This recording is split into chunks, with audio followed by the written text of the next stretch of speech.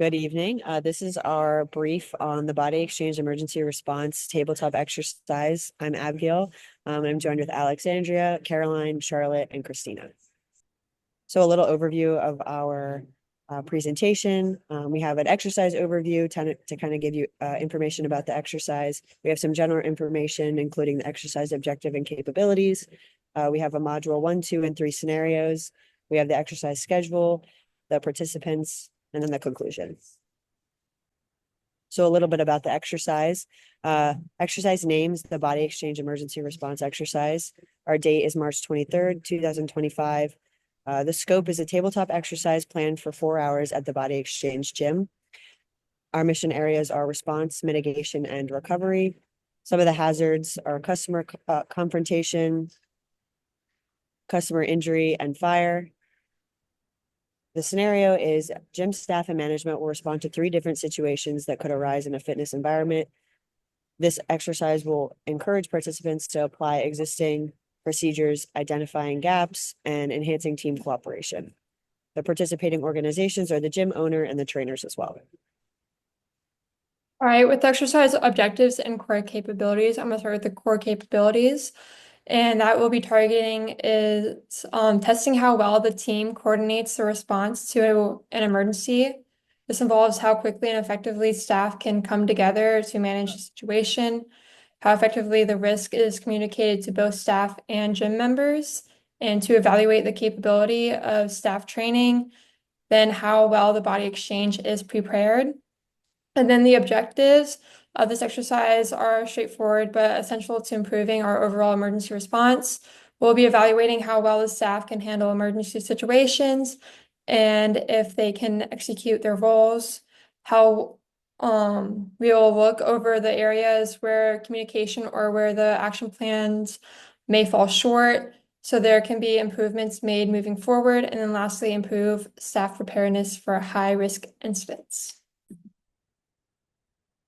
For our first module, we will be covering the hazard of a disgruntled client, which poses a great threat just due to the fact that if a client is unhappy, there is definitely a lot of uncertainty on what a client might do, causing negative effects to the company. So this portion or this module will start promptly at 9:30 a.m., in which during a workout session, the client will become very agitated with whatever is happening and start raising their voice at other clients, in which then a trainer or multiple trainers will have to step in to the situation to try to mitigate it.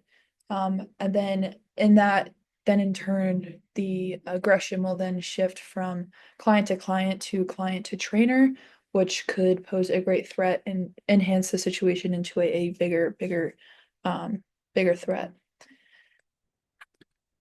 So the key issues that we wanted to address with this is going to be how to recognize and respond to this aggression, just because some people might not know how to actually respond to this, and how to actually de-escalate or see it before it does become something that is too dangerous. And to make sure that the physical safety of everybody is going to be properly addressed, and making sure that all patrons and staff are all protected, as well as learning how to document, report, and support post-incident reports, to make sure that all the tracks are kind of covered, or so that it's all documented. And then, of course, go into the discussion questions regarding the disgruntled client module.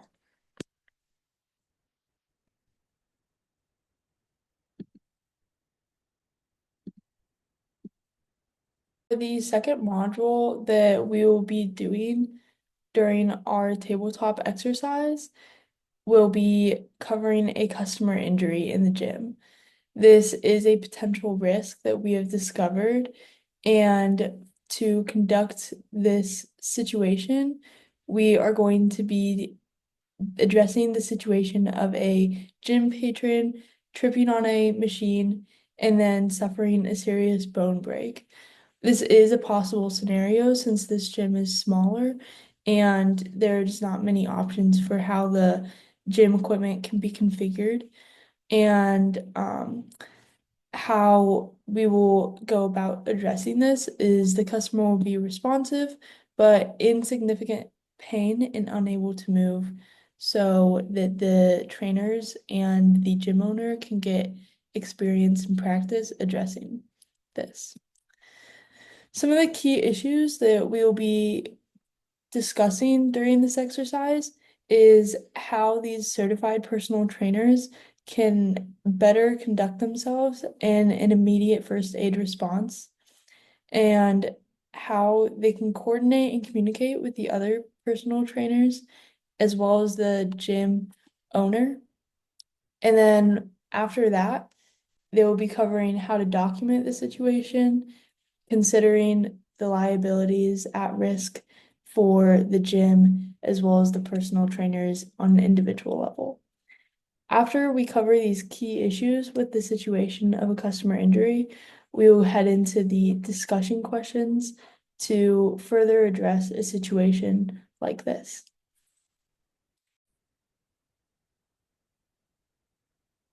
Moving on to Module 3, this is for a fire situation. On March 23rd, 2025, beginning at 1:15 p.m., the situation will be that a fire breaks out on the gym floor due to an electrical malfunction of the treadmill. The fire alarm will be triggered and smoke will begin to fill the gym area. We have 4 key issues. The first being that we would like evacuation immediately from the building. This will be guided by the gym trainers as well as management. We want to ensure that they are following procedures. We also want to ensure that they are able to properly use the fire extinguisher as well as coordinate with local emergency responders. We also have 3 questions for the gym ownership and management, which are: how does management ensure that staff are properly trained for fire response? Is management able to effectively communicate with staff and customers during a fire emergency, as well as what follow-up actions should management take after the fire is contained? Questions for gym trainers include: what challenges could arise in guiding patrons to exits? Are current fire evacuation routes and emergency exits adequate for gym capacity, as well as if our staff are adequately prepared by management to respond to a fire emergency? For our exercise schedule, it's going to begin at 8:30 a.m. with registration, as well as welcome and opening remarks. At 9:30 a.m., Module 1 will begin with a briefing, caucus discussion, and brief back. That will conclude at 11 a.m., where we will have a 15-minute break. And then following that at 11:15 a.m., Module 2 will begin again with a briefing, caucus, and brief back. That will conclude at 12:45, which will begin lunch. At 1:30, Module 3 will begin, and that will conclude at 3:15 with another break. 15 minutes later at 3:30 p.m., we will have a hot wash for all 3 modules, as well as closing comments at 4 p.m.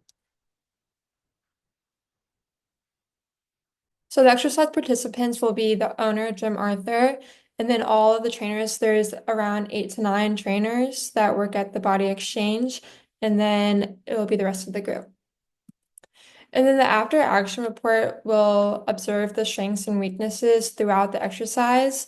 For the after action plan, based on analyzing the objectives and capabilities, we're going to be grading all of the objectives and capabilities.